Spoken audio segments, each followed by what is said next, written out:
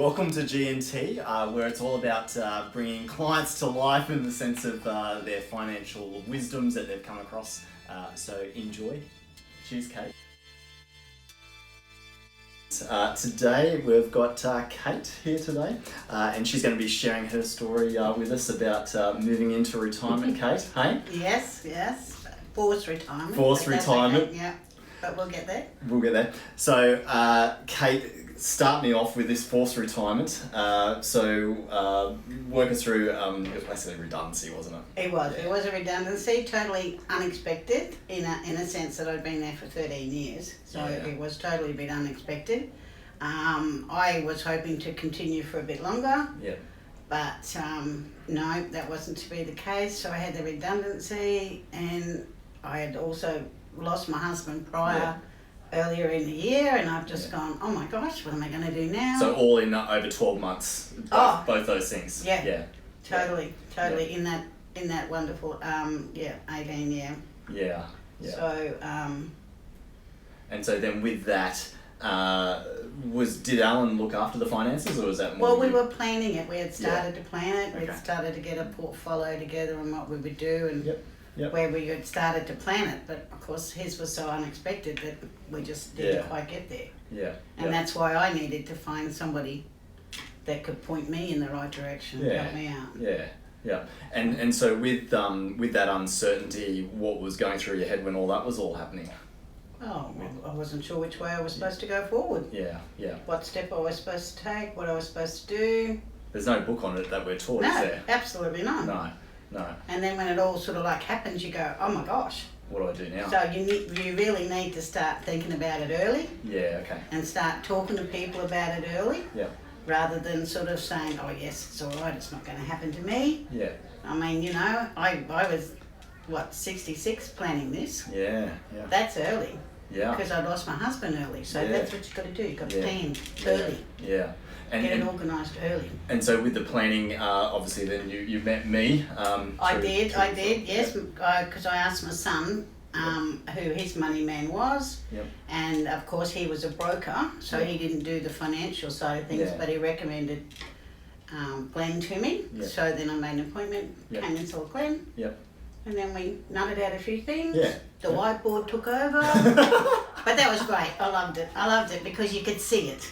Yeah. That was one of the best things of the day, was the whiteboard, because I could see it there in front of me. Yeah. Because we can talk about things, but it's nice to have it planned out and stepped out as well. Hey? So in light of that, then moving into retirement. Yes. So because now you've been retired for a good couple of years now, hey?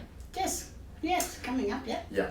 So if you think about the Kate before retirement and the uncertainties of coming into retirement, what does the Kate think of now in retirement? I'm quite enjoying it, really. Yeah. And what parts are you enjoying? I'm never home.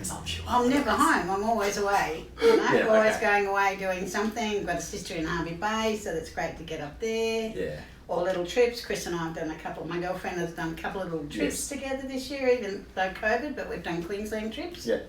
And, it's just good just to get out and do things. Yeah, and we talked a bit about retirement and not having that income coming in anymore. So not having that income coming in anymore and like looking at investments and Centrelink, because we're doing Centrelink and stuff. How did you find that process going through all that and then nutting out your cash flow and money? Oh, well, I did have to sort of pull my heels in a little bit. Yeah, okay. And pay attention, but thankful to you, you organised all of that sort of stuff for me. So I didn't sort of have the painstaking 3 hours of sitting at Centrelink. So that was... Leave that one to me, That was, that's what Need something strong with the T for that, that's for sure. Yeah, you did that one for me, so So, but you do have to sort of pull your horns in and think about it, but you can do it. And that's the important side of what you had to do, was that legwork and actually pull the horns in a bit and really look at the cash flow and where your money's going.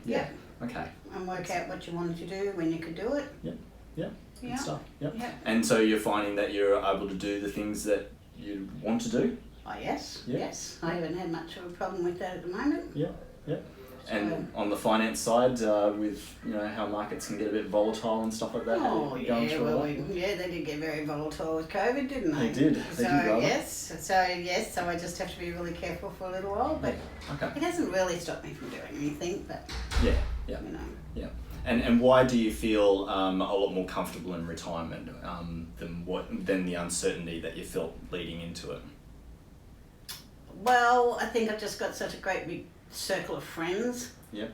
That all help you work through it, help you get organised, do different things, and I think I've just settled down into that way of life now. Yeah. And I think before we started filming, you were saying that with a calendar.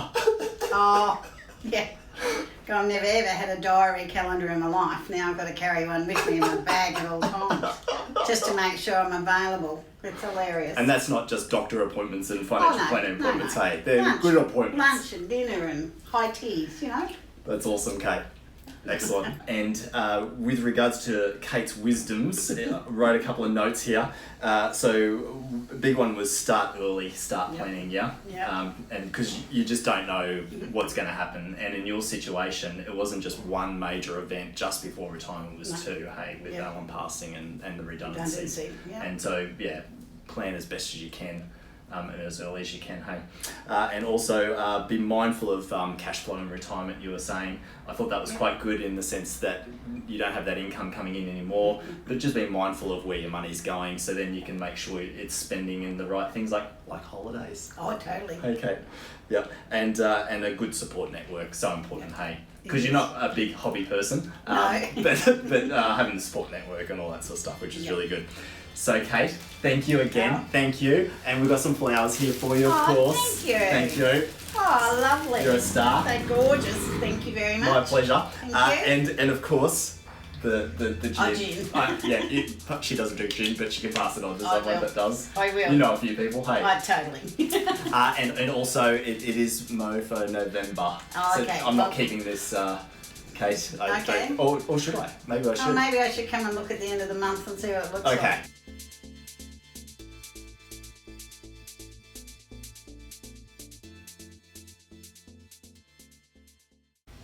Thank you again for joining us for the G&T series. Once again, really great wisdom to hear from our clients. I really love to share the behind the scenes, so to speak, hearing all those good stories from clients. If you have any questions from the series of what we've been showing, absolutely reach out. As you can quite tell, it's all about relationships for us here at Fairway, and always up for a cup of tea. Thank you.